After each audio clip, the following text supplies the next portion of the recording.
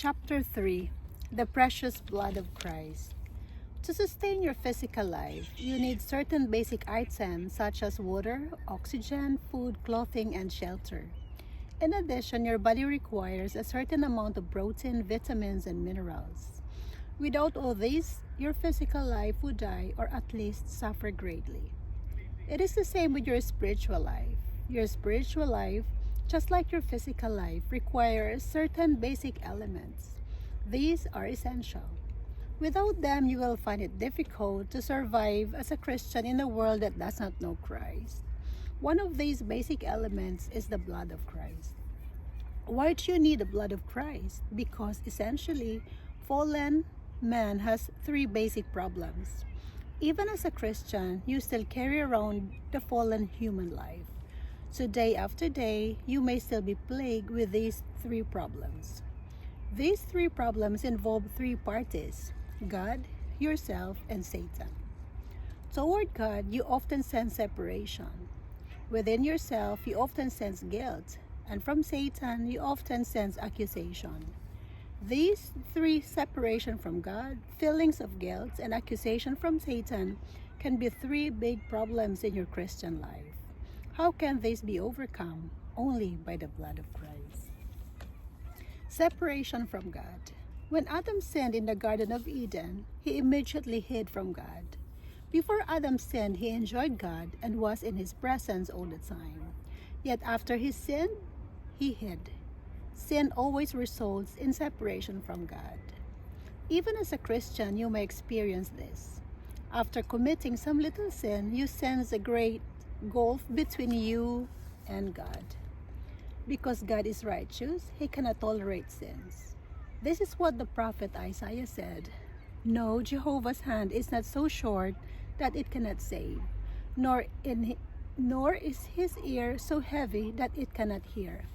But your iniquities have become a separation between you and your God, and your sins have hidden his face from you so that he does not hear." Isaiah 59:1-2. After Adam sinned, God did not say, "Adam, what have you done?"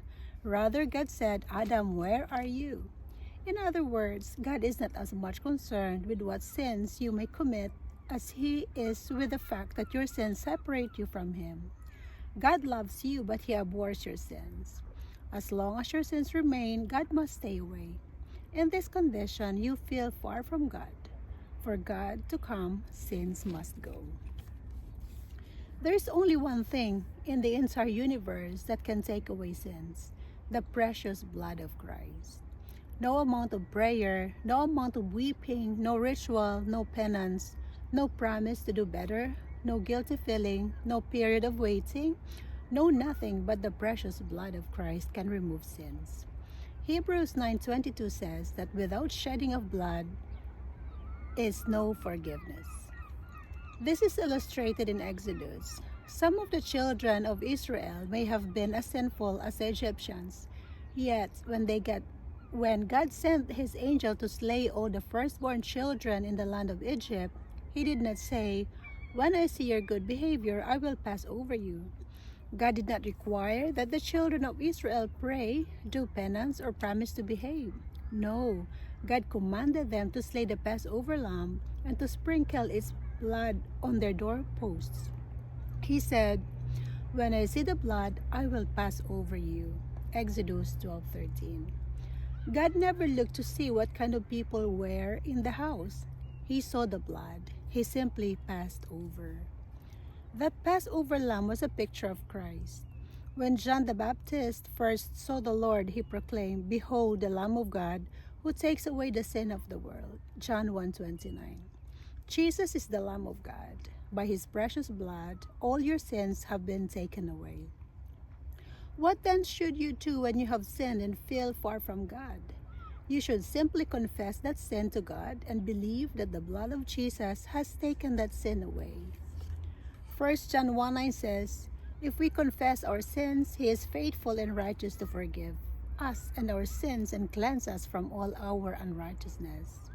When you confess your sins, immediately all distance between you and God is gone. Don't worry about any feeling or lack of feeling at this point. The blood of Christ is primarily for God's satisfaction, not for you, not for yours. Remember, God said, "When I, not you, see the blood on the night of the Passover, the children of Israel were within the house while the blood of the lamb was without." Within the house, they could not see the blood. Nevertheless, they had peace through knowing that God was satisfied with the blood. Once a year on the Day of Atonement, the high priest went alone into the Holy of Holies to sprinkle the blood on the expiation cover of the ark, Leviticus 16:11-17.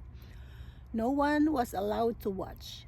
This is a shadow of Christ who, after his resurrection, went into the heavenly tabernacle and sprinkled his own blood before God as the propitiation for your sins. Hebrews 9:12. No one today can look into heaven and see the blood, yet it is there. It is there speaking for you. Hebrews 12:24, and satisfying God on your behalf. Even though you cannot see the blood, you can believe in its effectiveness. This blood solves your problem toward God. If God deems the blood of Christ sufficient to remove your sins, can you do the same? Or do you require some good feelings besides? Can your requirement be higher than God? No, you must simply confess, "Oh God, thank you that the blood of Christ has taken away all my sins." If you are happy with the blood, then I am happy also.